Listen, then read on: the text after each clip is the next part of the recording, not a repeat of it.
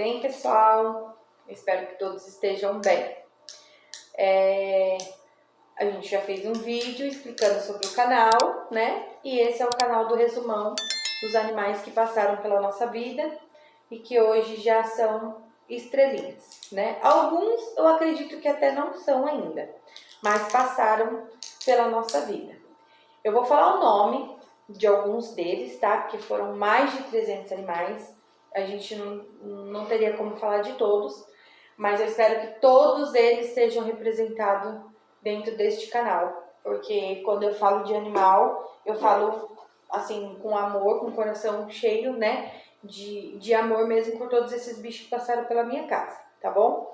Mas existe o Tyrone, ele ficou na nossa família por um tempo. Inclusive ele ia para a APAE com o Carlos. Como eu já disse no outro vídeo, meu filho ele é autista. Hoje, graças a Deus, ele com muito tratamento, muitos anos na APAE tomando remédio, hoje ele tem um grau super leve. Problemas mais na coordenação motora, algumas coisinhas ou outra. Quem vê ele assim nem parece mais, né? Mas nós sabemos o quanto nós sofremos, né? Desde quando ele nasceu e que ele não tinha contato nenhum com a gente. Então o Tyrone foi um dos cachorros, ele era um labrador branco. Depois o meu menino vai colocar uma fotinho dele para que vocês possam conhecer. Ele passou na nossa vida, na nossa casa por um tempo e depois ele teve um problema de saúde sério, ele era muito obeso e ele era castrado e a gente tentou fazer de tudo para que ele emagrecesse e tal, mas deu um problema no coração dele, ele precisou fazer esteira e um monte de coisa e a nossa condição financeira não dava, só o meu esposo que trabalha em casa, então fica mais difícil. Aí a gente doou ele para um pessoal que tinha um pouco mais de condição, então ele foi morar com esse pessoal, mas ele é muito importante porque ele acompanhou o Carlos na APAE, inclusive até, né, Carlos, na APAE ele teve contato com crianças, né? Ele subia, ele lambia as crianças e teve uma menininha lá, não sei o nome agora, na APAE daqui de Cambuí. Ela parece que ela nunca tinha esboçado um sorriso. E ela já era uma criança grande, eu não sei exatamente a idade, mas ela devia ter mais de que 10 anos. E ela era cadeirante e tal, e ela não esboçava, né, porque ela não tinha coordenação, e disse que ela nunca tinha esboçado um sorriso. E quando o cachorro pulou nela e lambeu ela, não sei se ela sentiu cosquinha, alguma coisa parecida, ela gargalhou, gente. E todo mundo da APAE filmou e chorou, foi uma comoção, coisa mais linda. E o Tyrone amou ela e ela amou o Tyrone. Foi muito bonito de se ver. Então ele acompanhava o meu filho, era um labrador branco. Teve também uma cachorra chamada Laika. Eu vou dizer para vocês que essa minha loucura, esse amor imensurável por animal, veio através da Laika. Inclusive a gente está em mês de Copa, né? E naquela época estávamos em Copa, estávamos no jogo do Brasil e o meu menino, ele não falava comigo, ele não deixava eu encostar nele, se eu precisasse pegar na mão dele, ele não deixava. Quando eu segurava ele firme porque eu queria dar um beijo nele, ele né, limpava. Ele não gostava de toque, né? Ele não gostava de ficar sujo de jeito nenhum, um pinguinho de sujeira, ele já precisava tirar a roupa. Ele só gostava de ficar dentro, enfiado no banheiro, tomando banho. Quando era para acalmar ele, a gente tinha que colocar ele numa banheira com água. Ou uma piscina, qualquer coisa desse tipo. Até teve uma vez, né, Carlos, que você acordou antes de todo mundo, frio, chovendo. O que você fez? Você lembra da piscina? Como? Foi lá em cima, lá naquela casa lá. Que não, a gente foi uma piscina. Foi lá em Consolação. Foi lá em Consolação? Foi. Ah, ele era pequenininho, gente. Tava chovendo, frio, ele acordou e a gente tava dormindo. Depois ele abriu a porta, desceu, ele entrou dentro da piscina com roupa e tudo. E a gente descobriu que ele tava lá. Mas era uma piscininha pequenininha, não tinha problema de afogar. Mas fomos lá, ele tava roxo de frio e a cachorra latindo. Aí a gente percebeu, né? Nossa, a Laika tá latindo muito, vamos ver o que tá acontecendo. E quando a gente foi ver o Carlos, que tava na piscina, que era o que acalmava ele era a água. E ela, onde ele tava, ela ia. Então eu adotei ela. Foi quando eu conheci a Gislaine, que na época foi quem fundou a ONG Quem Ama Cuida Aqui. estava como presidente, e eu coloquei numa página aqui que chama Salve Cambuí, que eu estava procurando uma cachorra de porte grande para adotar, que eu queria adotar. E uma pessoa colocou a foto da Laika. A Laika era uma pastora branca e ela estava na rua. Disse que ela corria atrás de carro, moto, estava tendo bastante problema. E eu logo de cara, eu olhei para a foto e eu falei, ela é minha. Eu só não tenho como buscar. Na mesma hora elas falaram, olha, acabando o jogo, eu levo ela até a sua casa. Na época eu morava em Consolação e eles moravam aqui em Cambuí. Acabou o jogo, eles foram me levar a Laika. Aí eu lembro que nesse mesmo dia a gente deu banho nela. Ela acabou de chegar, grande já, adulta. E eu com medo de dar banho nela, mas precisava dar porque eu ia colocar ela pra dentro de casa. Um baita cachorrão. Então a gente deu banho, tava eu e o Dudu, mais velho. A gente deu banho, fez toda aquela bagunça com espuma. E ela já mostrou logo de cara que ela amou a gente, né? O pessoal foi embora e tinha algumas coisas assim. Às vezes eu ia brigar com o meu filho mais velho, ela tava no andador, ou até mesmo com ele eu ia falar alguma coisa, falava um pouco mais alto. E ela rosnava, ela não gostava que eu gritasse com as crianças. Aí teve uma vez, né, Eduardo, que eu fui pegar o chinelo pra bater em você, né? Ela veio correndo e mordeu o chinelo e pegou o chinelo da minha mão. Tipo, você não vai bater no Eduardo. E eu achei aquilo muito lindo, né? Porque fazia pouquíssimo tempo que ela tava com a gente. E o Carlos, ele amava acordar e ficar debaixo da mesa. Eu não sei o que acontecia debaixo daquela mesa. Era o mundo dele. Mas era lá que ele tomava café, era lá que ele almoçava, era lá que ele tomava café da tarde, era lá, sabe? Aí ele acabava pegando no sono, eu sempre forrei com coberta. Ele acabava pegando no sono e a gente pegava ele e colocava ele na cama, ou então até mesmo no berço, né? Ele se debatia muito, ele se mordia, ele se machucava bastante. Então era bem difícil. E ele não conseguia, a gente só conseguia chegar com a comida perto dele e deixava ele comer do jeito dele, se lambuzando, coordenação motora muito ruim, que até hoje ele tem uma coordenação motora ruim. E aquela cachorra ficava observando ele por horas. Até que um dia ela tentou chegar perto dele. Aí ela foi, quando ela chegou perto dele, que ela colocou a cabeça na perna dele, o que você fez? Não lembra? Não lembro. Você pegou e empurrou ela assim. E ele falava, não! Nossa, que agressão minha. Era assim. Aí ela ia lá na porta e ficava olhando. Dali a pouco ela voltava.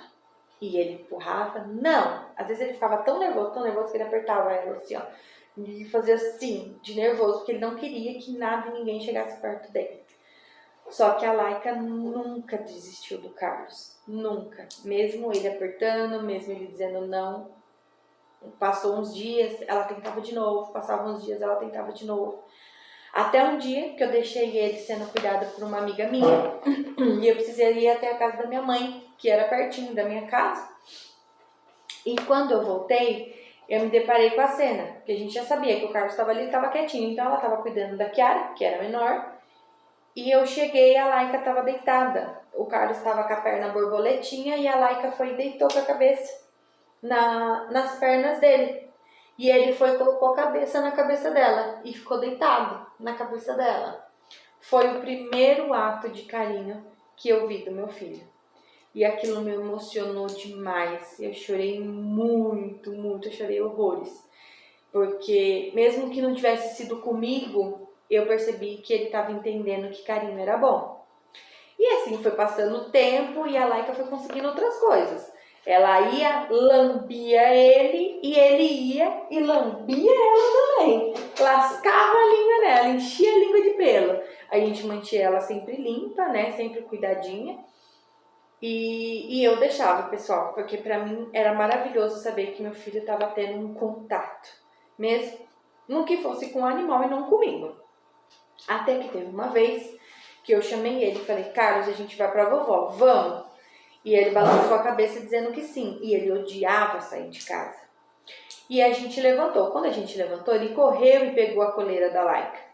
Nós colocamos a coleira na Laika e ele foi segurando a Laika na corrente. E a gente na calçada.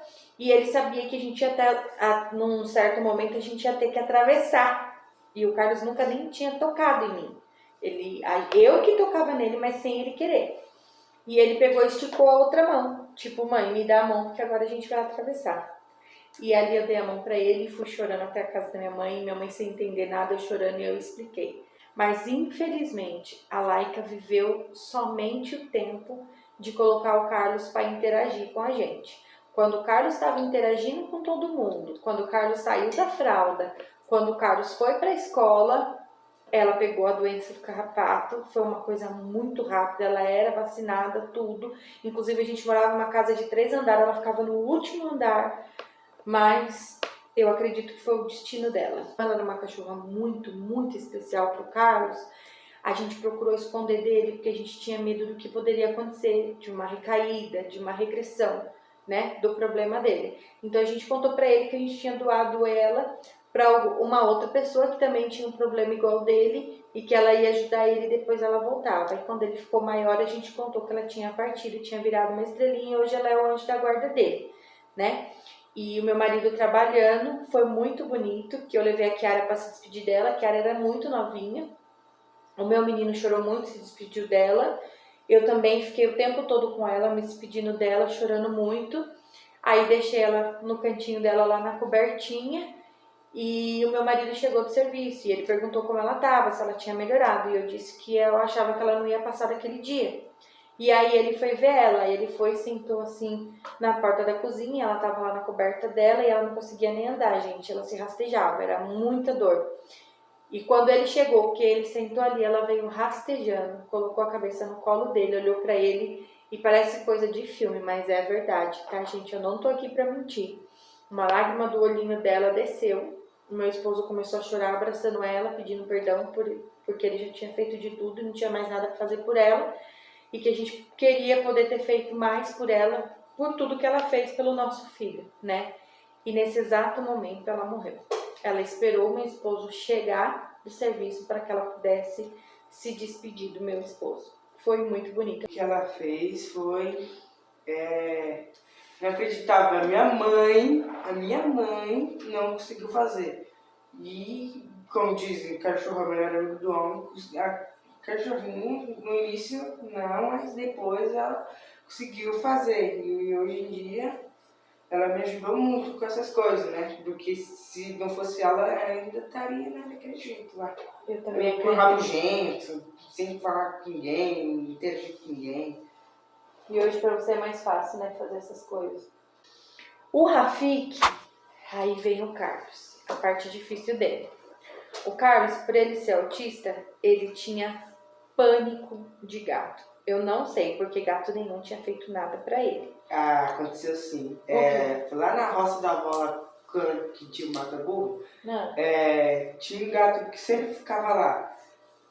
Um dia eu peguei ele, arranhou minha perna, mas deu tanto que eu nunca mais cheguei perto de gato. Ah, tá. Então eu não sabia disso. Então ele pegou, né, um trauma de gato por causa disso. Se não me engano, eu tava lá na televisão assistindo.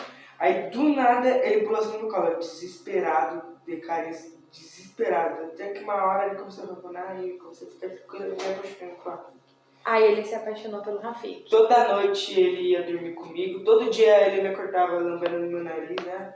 É verdade, a gente colocava ele com a gente, ele saía da gente e ia dormir com o Carlos. Acho que ele sabia que o Carlos tinha esse medo. Então ele vivia em cima do Carlos. E o Rafik, infelizmente, numa viagem que a gente fez, ele conseguiu escapar pela janela do banheiro e ele foi atropelado. Uma vizinha da gente avisou, graças a Deus ela e um vizinho da gente enterrou ele. Foi muito difícil pro Carlos. Nossa, até hoje ele não para de falar desse gato. A gente arrumou um outro gato pra ele, que ele colocou o mesmo nome de Rafik, mas aí já não foi a mesma coisa, né? Não, foi amor, você amou, mas ele não era a mesma coisa, né?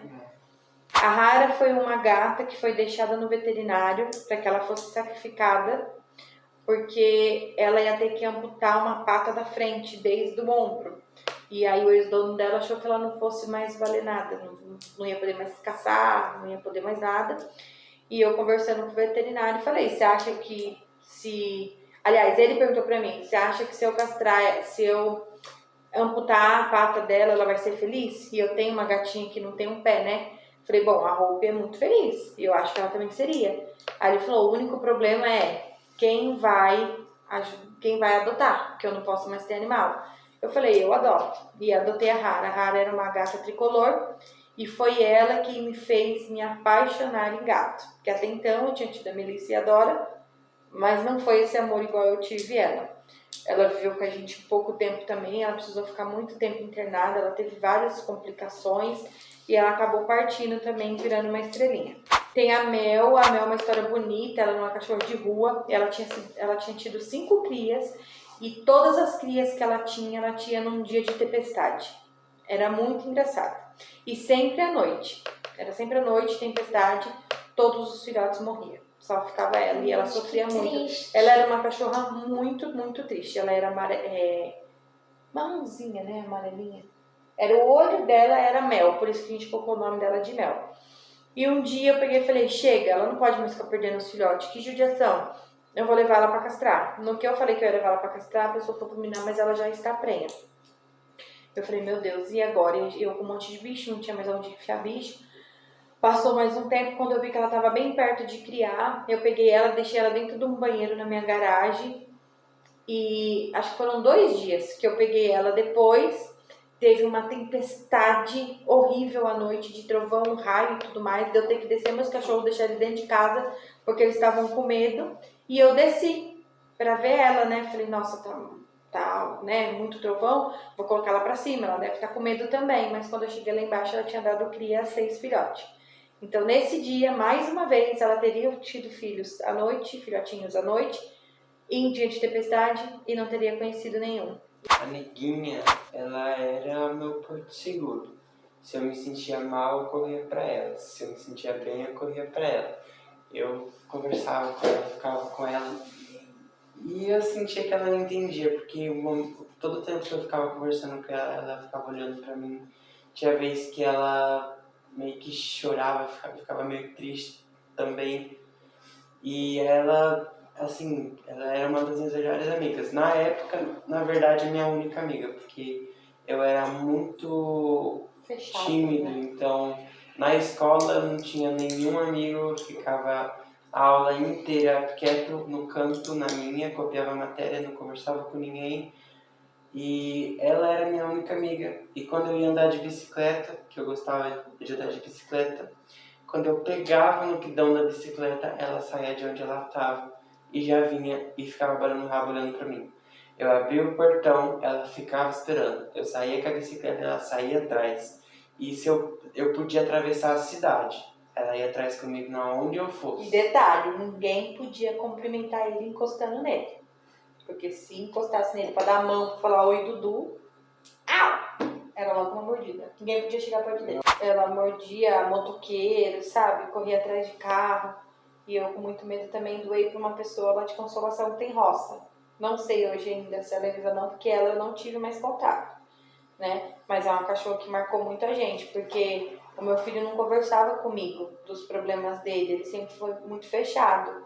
E com essa cachorra, ele contava tudo pra ela, então ele conseguia, né, pôr pra fora. Tanto que depois que eu doei ela, foi aí que ele começou a ser meu amigo, ele começou a contar as coisas pra mim. No fim, acabou que, de uma forma, depois que ela foi embora, aproximou ele mais de mim, né?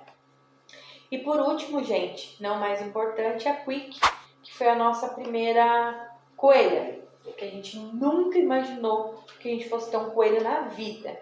E o meu marido simplesmente chegou com uma coelha pra nós, cinza, pra dar de presente pra minha filha, porque Eu ia fazer aniversário. ia fazer aniversário, né? E eu imaginava que coelho não dava pra domesticar, não dava pra gente pegar no colo, fazer carinho.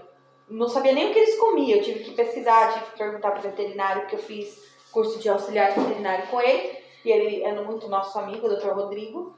E aí ele que foi nos ensinar. Aí a gente foi levar ela, até então a gente não sabia se era macho ou fêmea, ele falou pra nós, né? Que era fêmea. A gente escolheu 1000 nomes para ela.